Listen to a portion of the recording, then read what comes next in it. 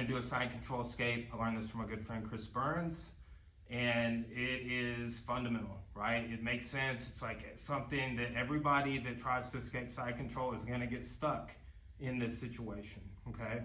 So the first way we're taught to escape is to get our shin in, and then, oh look, my head got away, so I can start turning my hips and close guard, right? Guard recovery, that's what we call it. That's what I teach it as in the kids class.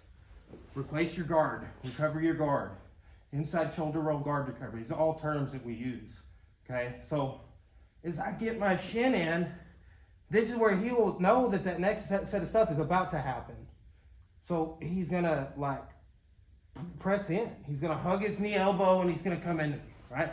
So I can't use my shin as a wedge to get my head away, because remember, it's hinging on, right? So what I'm gonna do is I'm gonna put my foot on the floor and my elbow is gonna come down here on the other side.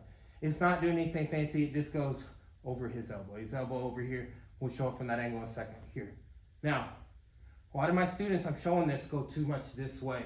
It's more here, okay? So I need to kind of teeter-totter him. I'm gonna tilt and tip him. You're gonna see this knee start to come up. Now I'm coming up and over.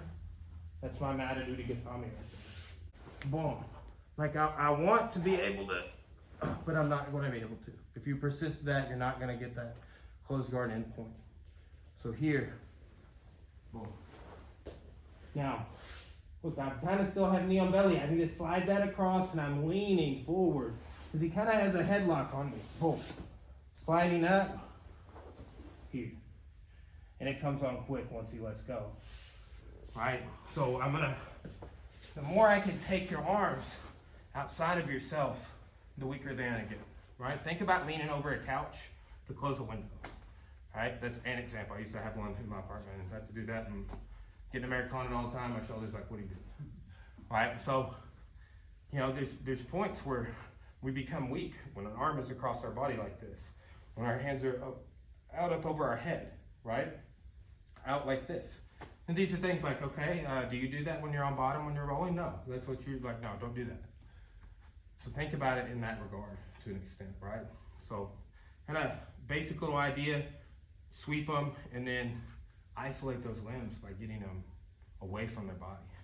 This is what I do when I don't want you to submit me, right? Get their arms here. So this is a cool little escape, little turnover, little reversal, and a submission.